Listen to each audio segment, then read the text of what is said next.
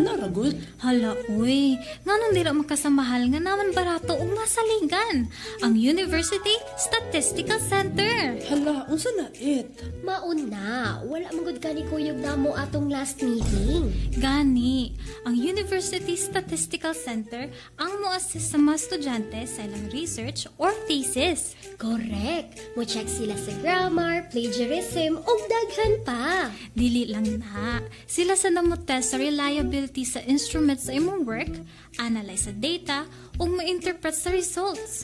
Hala, sure uy. Wala lagi ko kabaluan na.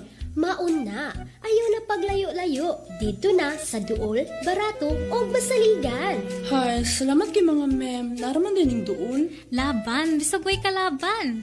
Sakto nga datos. League on na research. Ipacheck na sa Bukidnon State University Statistical Center.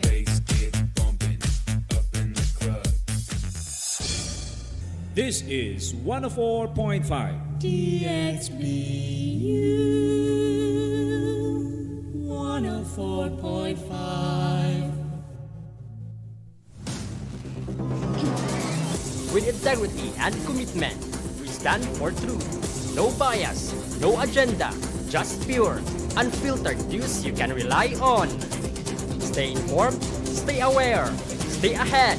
This is DXBU 104.5 FM, the voice of Bukidnon State University, your smart, educational, and community-based FM radio station of Bukidnon State University. This is DXBU News Patrol.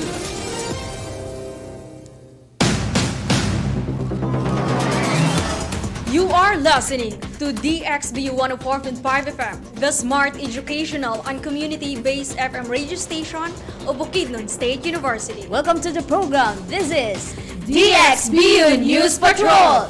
Bringing the latest news from local, national, and international that matters. Good morning, province of Bukidnon. Good morning, Malaybalay City. And good morning, Bukidnon State University. I'm Glenda Mibaho together with Glidel Abar. Marceline J. Amalato. Today is Monday, 14th day of July. So before anything else, we would like to acknowledge the following, especially to our smart Bukidnon State University President, Dr. Joy M. Marasol, together with our Vice President. Vice President for Research, Extension, and Innovation, Dr. Karina Joan V. Barroso.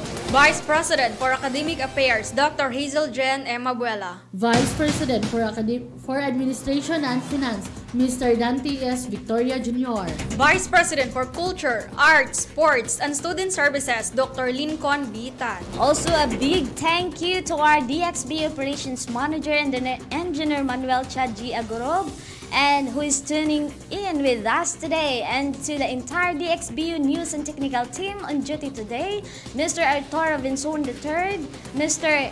Miguel Luis, Mr. Kyle Christian Flores, and Mr. Michael Vicente. And thank you so much for being with us today. Thank you for your presence and sa tanan. And thank you so much sa atong teleprompter nga si kinsa kay atong teleprompter partner Glidel. To our teleprompter for today, Miss Enta, and to our director is Miss Charis. How about our sound system operator? And also to our sound system operator, Miss Colette. Okay, and also thank you sa atong assistant kinsagay partner Merslin. To our assistant, Mr. Gino Taer. Okay, thank you so much everyone for being here, and thank you also our partners for today. Thank you. Last but not the least, to all our listeners from Malaybalay City, especially to from Bukidnon State University who are tuning with us today. Thank you so much, mga higala. Of course, we are live today via Facebook and YouTube. Please like and share our Facebook DXB 104.5 FM station, and please also like our channel and likes and subscribe to our YouTube DXB 104.5 FM station. And now, let's start our news for today, starting up with our headlines.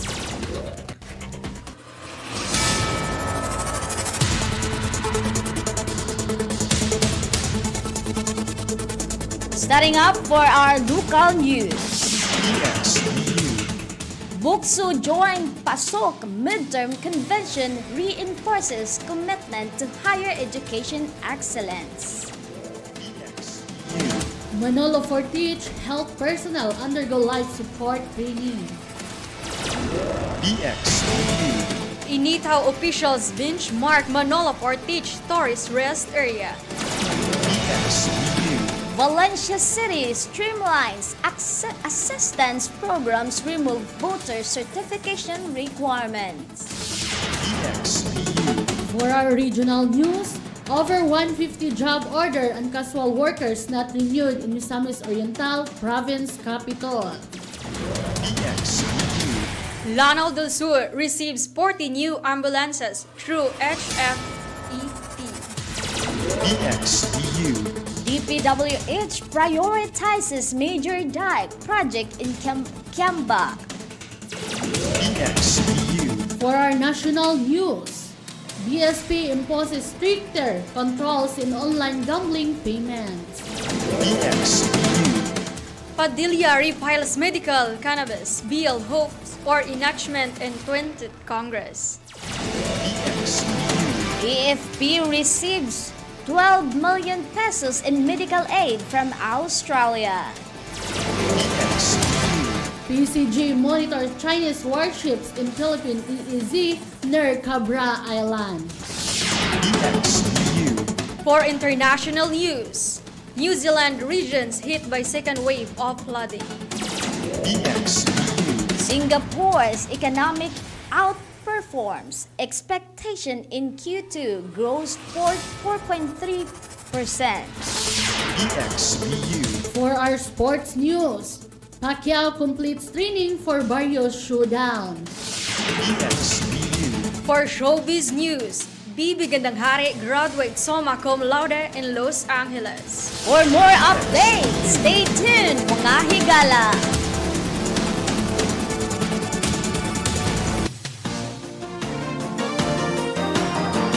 Weather update.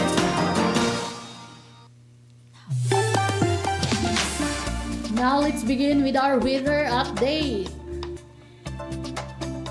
Based on Pagasa's 5 a.m. weather forecast, the monitored typhoon Bising has re-entered the Philippine area of responsibility. It is currently located 405 km north-northwest of Itbayat, Batanes with a strength of 130 km per hour, moving northwestward at 25 km per hour. The typhoon no longer has direct effect on the country and is expected to exit PAR this morning. Northern Mindanao will experience partly cloudy to cloudy sky with isolated rain showers, lightning, and thunderstorm due to the southwest monsoon o habagat. Light to moderate winds from the southeast to south will result in waves of 0.6 to 2.1 meters in Mindanao's coastal waters. The province of Bukidnon, including the city of Malaybalay, the city of Valencia, and nearby areas will have partly to cloudy sky with isolated rain showers or thunderstorms due to southwest monsoon o hanging habagat. Light to moderate winds coming from the southwest to south direction will prevail. Possible flash floods or landslides during severe thunderstorms. Over Malaybalay City this morning, the minimum temperature recorded at 5 a.m. was 20.3 degrees Celsius with a maximum relative humidity of 96%. Yesterday, the maximum temperature reached 29.4 degrees Celsius at 3:30 p.m. and the minimum relative humidity was 69% at 2 p.m. For today, sunrise is at 5:27 a.m. and sunset is expected at 6:02 p.m. Bringing you the heartbeat of our community, local news. Starting up with our local news. BukSU. Bukidnon State University actively participated in the 2025 Midterm Convention and General Assembly of the Philippine Association of State Universities and Colleges.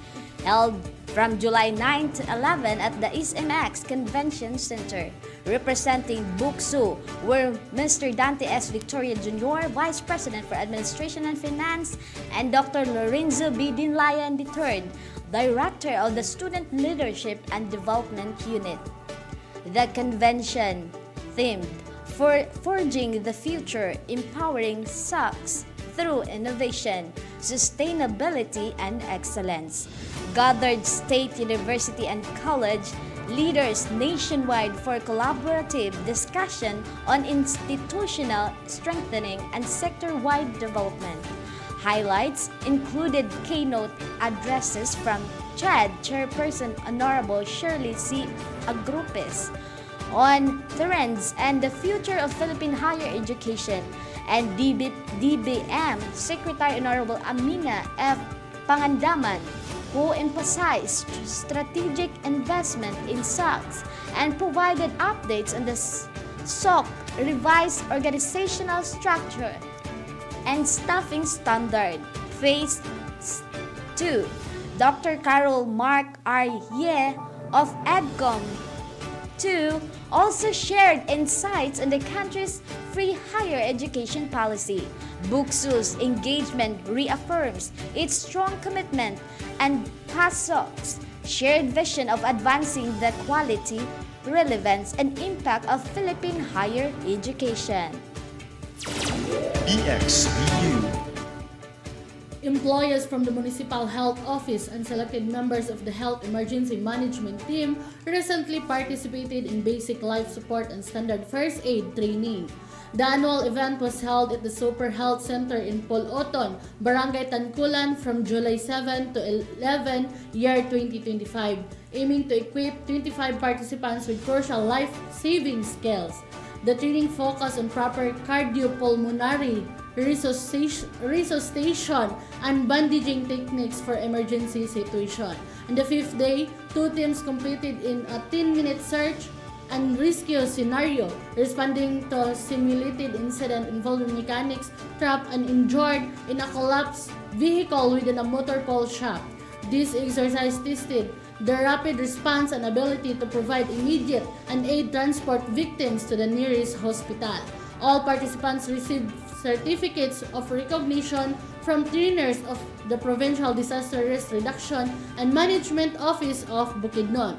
Additionally, certificates of appreciation were awarded to the 6 trainers: Ruel G. Villar, Ben H. Agondo, Jose Le Laudes G. Gamolo, John Spencer R. Garcia, Marvelous H. Adlaon, and Ramel M. Gulahab. From the local government of Manolo Fortich and the MHO, recognizing their invaluable contribution to enhancing emergency response capability. BukSU. The Sangguniang Bayan Office of Inataw, Misamis Oriental, including its councilor and staff, conducted a beach-marking visit to Manolo Fortich Tourist Rest Area on July 10, 2025.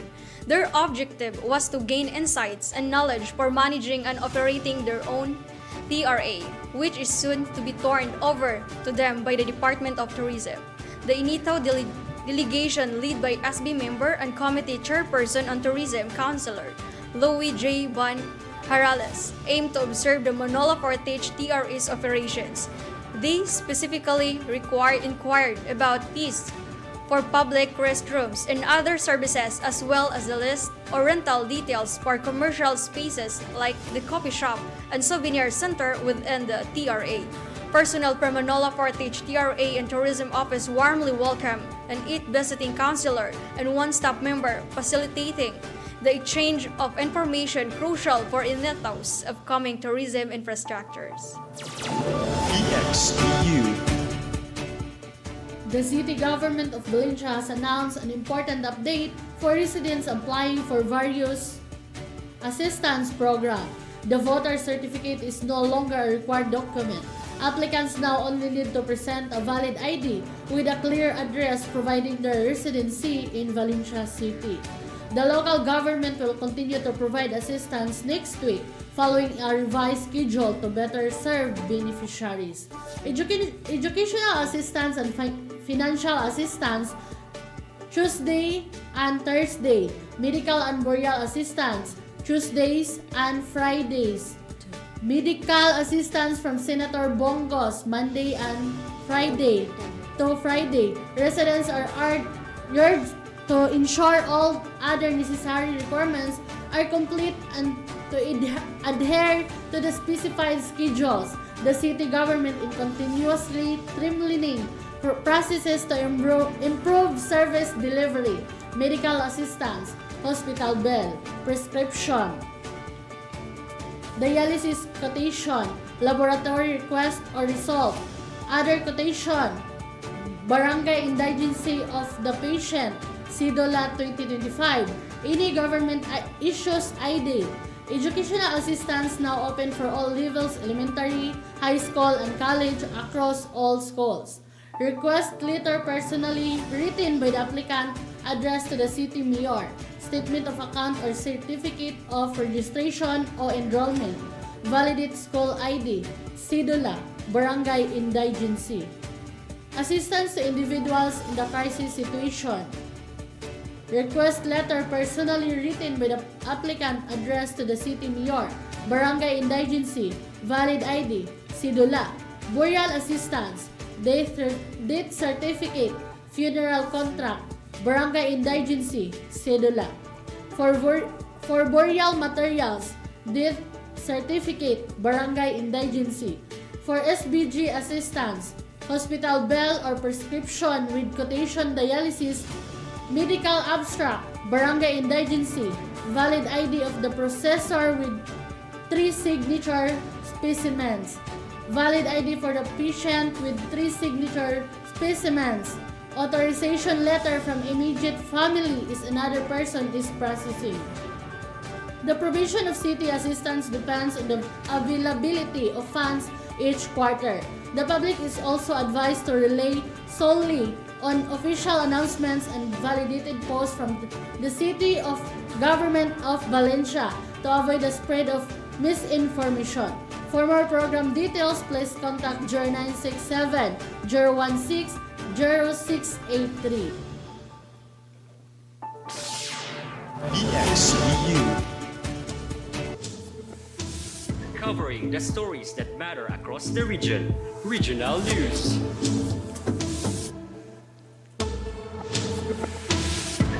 For regional news, BukSU. Special Assistant to the Governor, Celso Abusiho, confirmed that a significant number of job order or casual employees were not rehired at the Misamis Oriental Provincial Capital following Governor Juliet Oy's assumption of leadership.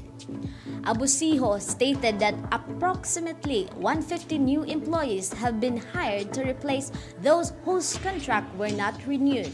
He also noted that some regular provincial capital workers voluntarily resigned due to the change in provincial leadership. According to Abusiho, the provincial capital has around 1,500 regular workers, with hundreds more being GOs and casuals. BukSU. Lanao del Sur Governor Mamental Bumbet Alonto Adiong Jr. led the turnover ceremony of 14 new land ambulance units to 39 municipalities and 1 city within the province. The event, held at the 103rd Brigade Camp Ranao, was witnessed by representatives from the Office of the President, Department of Budget and Management, and the Department of Health. This initiative is part of the national government's Health Facilities Enhancement Program.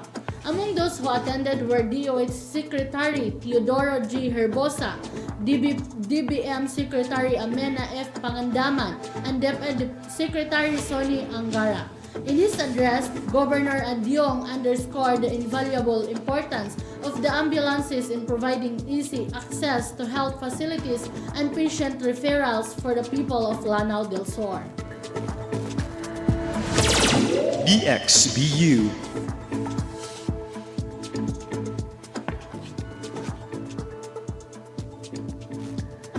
The Department of Public Workers and Highways will focus intensively on constructing large dikes along major rivers in Kiamba, Sarangani Province. This initiative aims to prevent river overflows and protect residents from flooding. Representative Steve Chiongbian Solon expressed gratitude for funding secured for this project. Several significant flood control projects have already been completed, including the Batasan River Control, Kibles Flood Control, Maligang River Control, Tambilil Flood Control, Tamadang Flood Control, and Poblacion River Control. Additionally, a 35 million pesos seawall in Barangay Piang has been constructed to define against large waves.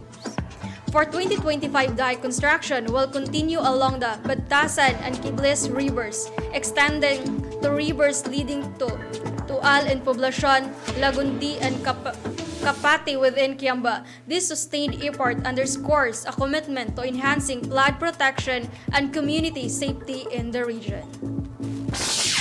BukSU.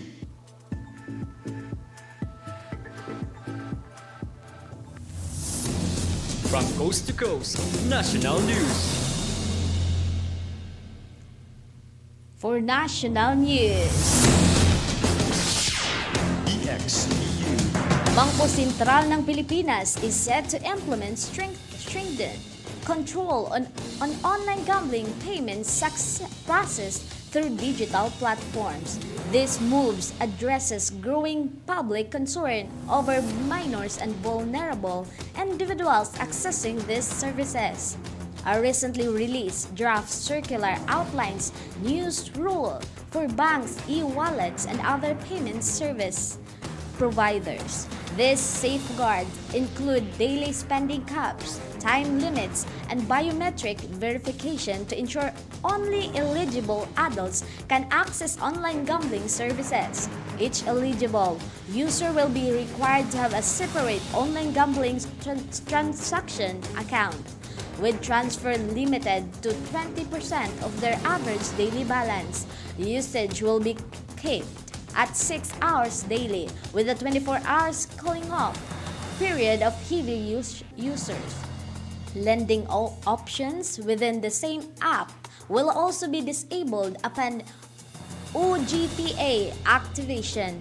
The BSP is also banning financial institution and their employees from participating in online gambling to maintain public trust. Gambling platforms operators must meet strict onboarding requirements, including full licensing and anti-money laundering compliance. Non-compliance could lead to suspension, revocation of service authority, and penalties up to 1 million pesos per violation. The new rules will take effect 15 days after publication, with PSPS given 6 months to comply. BukSU. Senator Robin Hood Padilla has refiled his version of the medical cannabis bill previously approved by the House of Representatives, fueling optimism for its enactment into law in upcoming 20th Congress. Former Congressman and now Camarines Sur Governor El Rey Villafuerte, author of the House version, House Bill 10439, believes Padilla's renewed push could overcome the hurdle that stalled the measure in the Senate last June. House Bill 10439 passed its third and final reading in House in 2024. However, its Senate counterpart, Senate Bill 2573, co-authored by Padilla and a dozen other senators, remain pending at the plenary level before the 90th Congress adjourned. The medical cannabis bill is a priority mission for Padilla in 20th Congress, set to convene in July 28. The proposed law aims to provide the alternative, more affordable pain reliever for Filipinos suffering from debilitating medical conditions like cancer, multiple sclerosis, glaucoma, HIV or AIDS, and PTSD. It would allow the use of non-addictive strains of cannabis as legal treatment option. Villafiorti highlighted that at least 13 senators have already endorsed the bill. They noted that medical cannabis is legal in 60 countries with its medical value affirmed by global institutions. BukSU. The Armed Forces of the Philippines formally accepted 12 million pesos worth of medical equipment and supplies during a flag raising ceremony at Camp General Emilio Aguinaldo last Thursday, July 10. The donation came from the Sydney Crime Club, based in New South Wales, Australia, and was facilitated by the Association of Reservists and Reservist Administration of the Philippines, Incorporated. EFP Chief of Staff General Romeo Browner received the donation from SSC President Lieutenant Colonel Raul Amor, accompanied by Brigadier General Danilo Dupiag and IRAPI Chairperson Lieutenant Colonel Michael Odilon Mike Romero. The donated items, consisting of slightly used medical equipment and life-saving devices, will be distributed to various EFP hospital and field units to enhance military healthcare for personnel and their dependents. General Browner commended the Bayanihan spirit and international solidarity, emphasizing the importance of sustained collaboration with organizations like ARAPE and global partners in supporting Filipino soldiers and their families. Plaques of appreciation were awarded to both SSC and ARAPE for their significant contribution to military health services. BukSU. The Philippine Coast Guard is currently monitoring the presence of two Chinese People's Liberation Army Navy warships and a China Coast Guard, a vessel operating within the Philippines' exclusive economic zone of Cubra Island in Occidental Mindoro. On Saturday, the PCJ patrol vessel BRP Terasa Magbanwa encountered PLA Navy warship 793 and CCG vessel 4203 approximately 69.31 nautical miles from Cabra Island during a routine patrol. PLA Navy warship 164 later joined the group.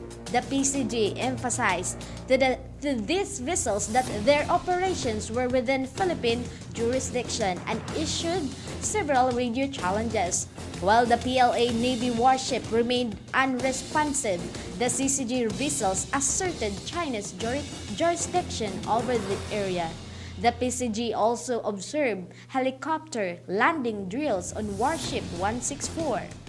The PCG urged the Chinese vessel to respect Philippine jurisdiction, respond to communication, and cease unauthorized activities in the EEZ.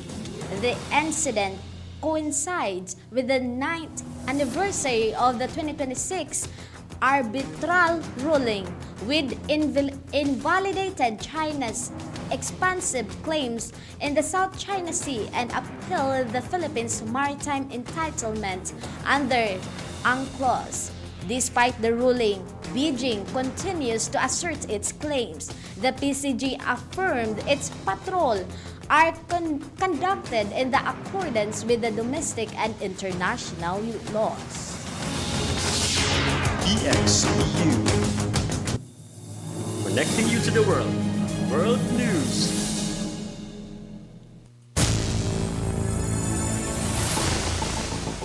For our international news, BukSU. schools and roads remain closed in New Zealand's Tasman and Nelson region as cleanup efforts begin following severe flooding and landslide over the weekend. The areas located in the north of the South Island were struck by significant rainfall or for the second time in as many weeks, forcing widespread evacuations. Tasman Mayor Tim King reported that while about 40 people used emergency accommodation, hundreds more properties are affected, with access difficult or impossible.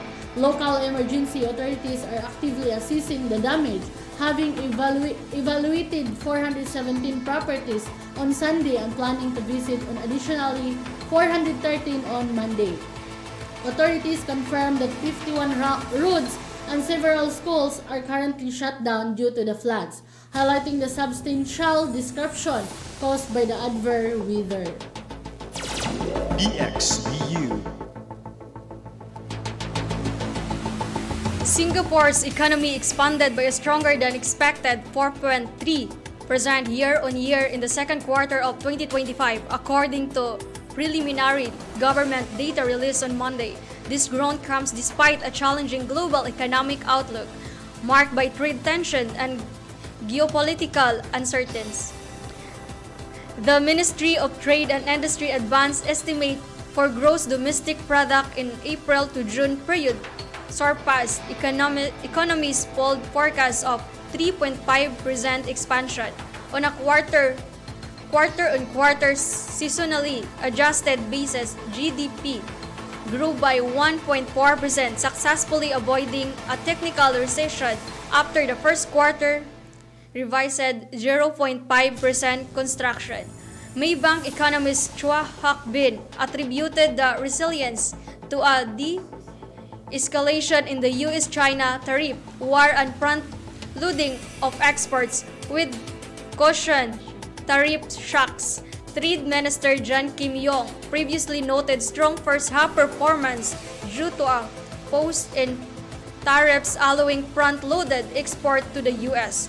Though he warned of potential slowdowns in the coming months, the Trade Ministry had downgraded Singapore's 2025 GDP forecast to 0% negative 2% in April. Despite new US tariffs targeting over 20 countries, Singapore's exports currently pays a 10% baseline tariff with no new direct notification yet. Minister John plans trade talks in the US this month to seek pharmaceutical concessions. BukSU. All the action, all the scores. Sports news.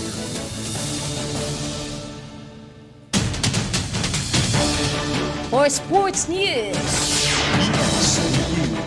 Manny Pacquiao has concluded his rigorous training camp in Los Angeles, preparing for his challenge against World Boxing Council welterweight champion Mario Barrios.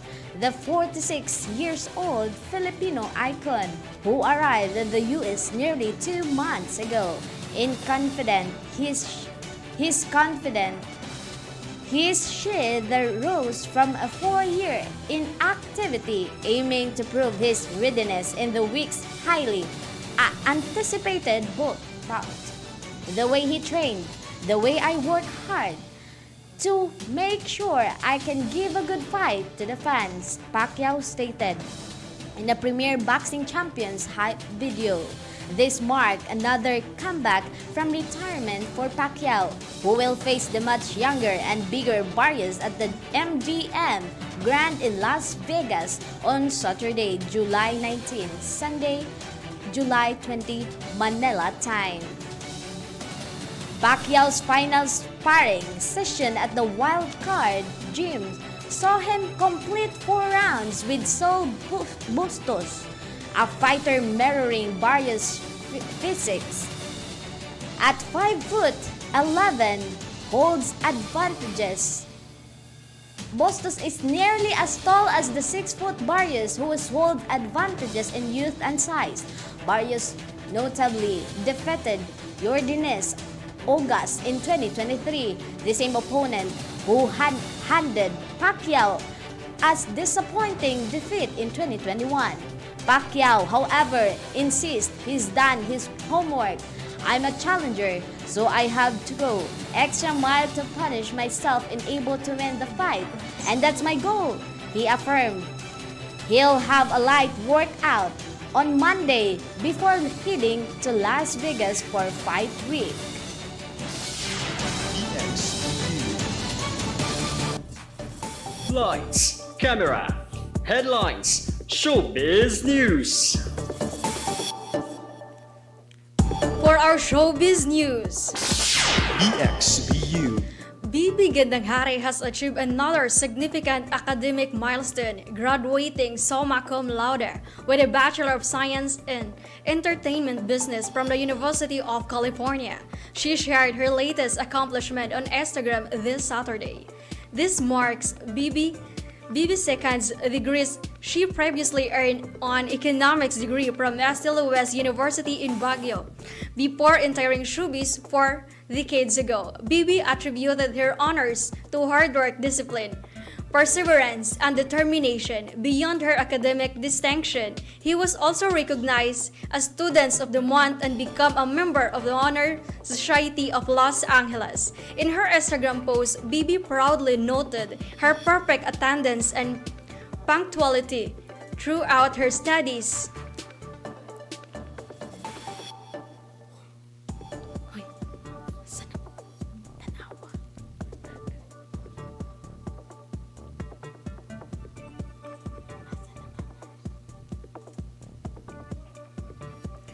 Throughout his studies as a working student, this achievement further highlights her dedication and commitment to education. BukSU. Okay, that's our news for today. For your public services announcement, you may visit the DXB Panawagan Center located at 4th floor of CUT Building, Bukidnon State University, 4th Street, Malaybalay City, Philippines. We would like to acknowledge the following, especially to our Smart Bukidnon State University President, Dr. Joy M. Merosol, together with our Vice President. Vice President for Research, Extension, and Innovation, Dr. Karina Joan V. Barros. Vice President for Academic Affairs, Dr. Hazel Jan M. Abuela. Vice President for Administration and Finance, Mr. Dante S. Victoria Jr. Vice President for Culture, Arts, Sports, and Student Services, Dr. Lincoln B. Tan. A big thank you to our DXB Operations Manager, Engineer Manuel Chad G. Agorog, and who is tuning in with us today, and to our entire DXBU News and Technical team on duty today, Mr. Arturo Benson III, sir, Mr. Michael Vicente, and of course, Mr. Kyle Christian Flores, who patiently mentored us throughout our broadcasting journey. Thank you so much, mga higala, and for this opportunity to broadcast here. Even if you're not physically with us right now, your guidance is really appreciated. And how about our sound system operator partner, Glidel? For our sound system operator for today, Miss Colette, and also to our teleprompter, Miss Charis, and to our director, Miss Enka. How about our student assistant partner, Merslin? To our student assistant, Gino Taer, who is currently assisting with our live streaming today. And also to both of you partners, thank you so much for being with me today. Last but not the least, to all our listeners from Malaybalay City, especially all from Bukidnon State University who are tuning with us today. Once again, thank you so much, mga higala. Ayaw kalimutin. Please like and share our Facebook DXB 145 FM station, and also like and subscribe to our YouTube channel, DXB 145 FM station. Stay tuned, mga higala, for our Balita Patrol later at 3 p.m. in the afternoon. This is Glenda Mibahaw together with Glidel Abarabar, Marceline J. Amulato. And this is DXBU News Patrol!